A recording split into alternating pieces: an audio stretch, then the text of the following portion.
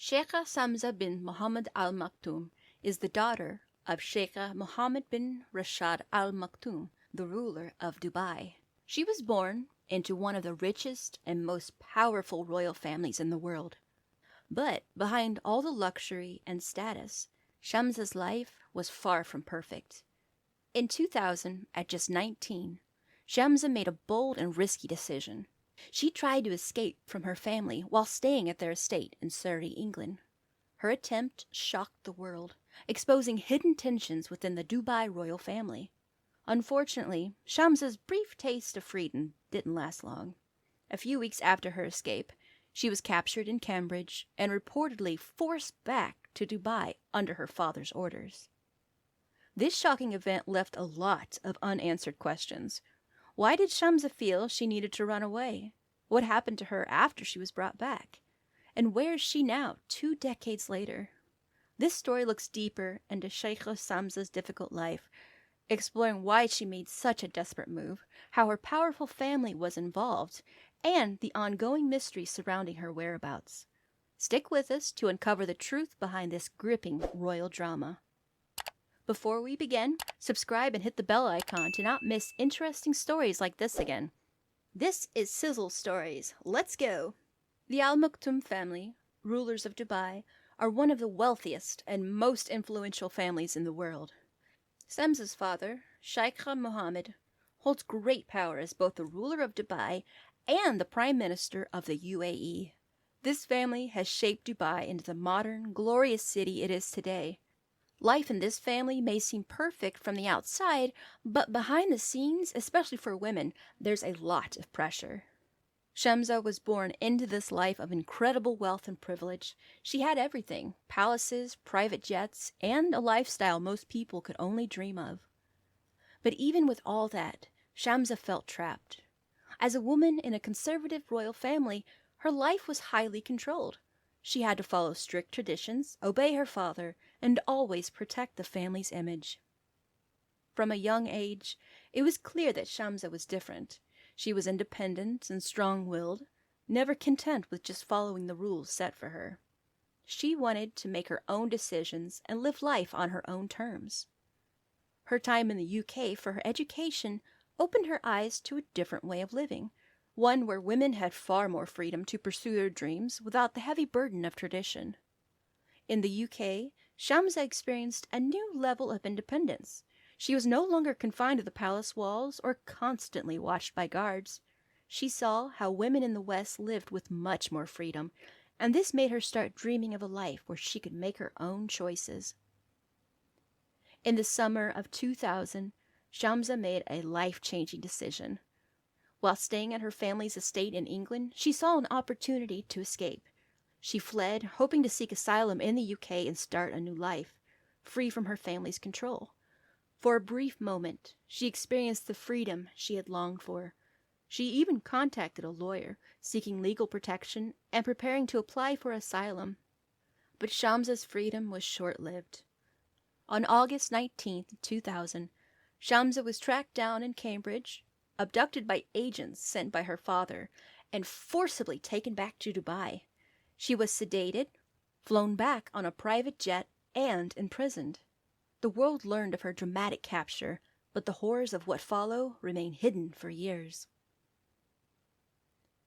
Shamsa's story might have remained hidden if it weren't for investigative reports and the courage of her younger sister, Princess Latifa, who later made her own attempt to escape. In 2018, a video of Princess Latifa surfaced, where she shared disturbing details about Shamsa's capture and confinement. This video reignited interest in Shamsa's case, leading to widespread media attention and public outcry. British authorities had originally opened an investigation into Shamsa's abduction, but it never gained much traction. The close diplomatic relationship between the UAE and the UK seemed to stall any real progress. Despite growing public pressure and calls for justice, the investigation faced numerous setbacks, leaving many questions about what really happened to Shamsa that summer. After Shamsa was returned to Dubai, her life changed dramatically. According to reports, she was placed under strict security and confined to a private residence. Her mental health began to suffer as she was isolated from the outside world with little contact even with close friends and family. The trauma of her capture and forced return had a serious impact on her well-being. For years, Shamsa's exact fate remained a mystery, with rumors about her health and whereabouts. It's believed that she was kept in isolation and possibly even sedated to prevent her from trying to escape again or revealing what had happened to her. Shamsa's struggle sheds light on the difficult realities many women in royal families face, especially those who try to challenge powerful figures like her father. New information has since emerged, shedding light on the horrors Sheikha Shamsa endured after her return to Dubai. According to Tina, a close friend of Shamsa's sister, Sheikha Latifa, Shamsa was imprisoned for 8 years after her abduction. While in jail, she was subjected to brutal torture, including being beaten on the feet with wooden canes. After her release in 2008, Shamsa attempted to contact the British media and police to bring attention to her case. For this, she was imprisoned once again, this time locked in a room in her mother's house and drugged continuously. Shamsa's condition worsened as the years passed. Tina shared that during her captivity, Shamsa was heavily medicated, unrecognizable, and extremely thin. At one point, so emaciated that she resembled someone suffering from anorexia. Tina revealed that Shamsa had attempted suicide 3 times, a tragic reflection on the psychological torment she has endured over the past 2 decades. Today, no one knows for sure where Shamsa is or how she's doing. Her story has become a symbol of the oppressive control that some royal women face, not just in the UAE, but across the Gulf region. Despite international attention and ongoing pressure from human rights groups, little has changed for Shamsa. Her case serves as a reminder of the deep power dynamics within royal families, where women's voices are often silenced. Human rights activists continue to call for justice for Shamsa, demanding that her fate be revealed and that she be granted the freedom she fought so hard to gain. Her story has sparked a larger conversation about how women in royal families are treated, and the lengths some will go to protect their family's image.